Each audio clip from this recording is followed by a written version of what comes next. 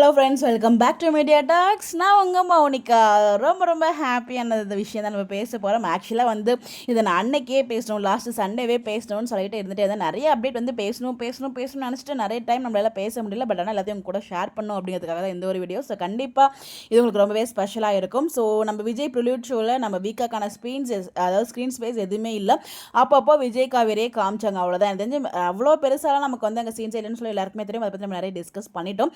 But இந்த ஒரு விஷயம் மட்டும் நம்ம வீக்காக்கு மட்டும் தான் நடந்துச்சு. ஸோ அதுதான் ரொம்ப ஹாப்பியாக இருந்துச்சு. ஸோ சீன்ஸ் எல்லாம் இல்லை, அந்த ஸ்டார்டிங்கில் பார்த்தீங்கன்னா அந்த வாழை நடுறது அப்படி சொல்லி எல்லாருமே காமிப்பாங்க இல்லையா, அதில் நம்ம வீக்கா மட்டும் தான் மாலை மாற்றுற மாதிரி சீன்ஸ் இருக்கும். இது வேறு யாருக்குமே இருக்காது. அந்த சீன்ஸ் ரொம்ப க்யூட்டாக இருக்கும். அதாவது ஃபஸ்ட்டு ஒவ்வொருத்தரும் அந்த மலர்லாம் தூவி விடுவாங்க. அந்த மாதிரிலாம் சீன்ஸ் இருக்கும். ஏன்னா நம்ம வீக்கா மட்டும் காமிக்கவே இல்லையே, அந்த மாலை மாற்றுற சீன்ஸ் வரவே இல்லையே அப்படின்னு சொல்லி நானுமே ஈகராக வெயிட் பண்ணிகிட்டே இருந்தேன்.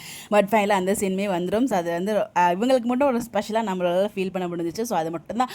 அதுவும் அப்புறம் மெஹந்தி, அதுதான் எபிசோடில் கொஞ்சம் நல்லா இருந்துச்சு. அந்த மாலை மாத்திர சீன் ரொம்ப க்யூட்டாக இருந்துச்சு. ஃபஸ்ட்டு பார்த்தீங்கன்னா மாலை எடுத்துகிட்டு போகும்போது விஜய் தான் ஃபஸ்ட்டு அதை வாங்கி மாலை போடுவார். ஸோ உடனே அவங்க போயிடுவாங்க, திருப்பி காவேரி கூப்பிட்டு அது திருப்பி காவேரியுமே அது மாலை போடுவாங்க.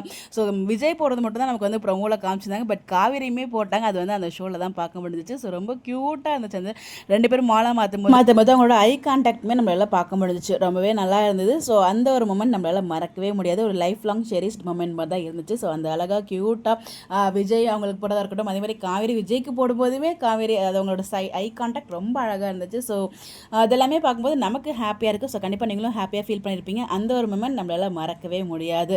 ஸோ அதுவும் அப்புறம் மெஹந்தியில் அவங்க ரெண்டு பேரும் பேசிக்கிட்டது, ஃபோட்டோ எடுத்தது, அதை பற்றி நம்ம நிறைய டிஸ்கஸ் பண்ணியிருக்கோம். பட் என்ன தான் நம்ம டிஸ்கஸ் பண்ணாலும் நம்மளால் மறக்க முடியாத மொமெண்ட்ஸை திருப்பி பேசுறது தப்பில்லை. இந்த மாதிரிலாம் நடக்கிறது ரொம்பவே அதிசயம். நம்மளுக்கு இந்த மாதிரிலாம் நடக்குது. ஸோ இதெல்லாம் ஒன்லி வீக்காக இது நினைக்கும் போது ரொம்ப ஹாப்பி தான்.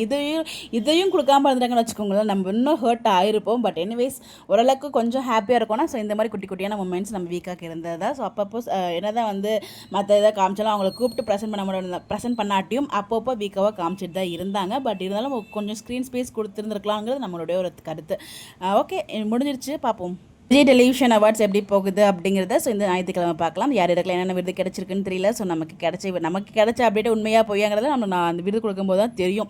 ஸோ அவங்களுக்கு கிடைச்ச அப்டேட் நமக்கு ஷேர் பண்ணியிருக்காங்க. பட் அதுவுமே கன்ஃபார்மாக நமக்கு தெரியாது இல்லையா. ஸோ கிடைச்ச அப்டேட் அவங்க கூட ஷேர் பண்ணணும் அப்படிங்கிறத நான் ஷேர் பண்ணியிருக்கேன். ஸோ எத்தனை பேர் இந்த மாலை மாத்திர சீனை பார்த்து ரொம்பவே ஹாப்பியாக ஃபீல் ஆனீங்க அப்படின்னு சொல்லிட்டு உங்களுடைய கருத்துக்களை மறக்காமல் கமெண்ட்டில் ஷேர் பண்ணுங்கள். இந்த மாதிரி அப்டேட் தெரிஞ்சுக்க நம்மளோட சேனலை ஃபாலோ பண்ணிக்கோங்க. Bye bye.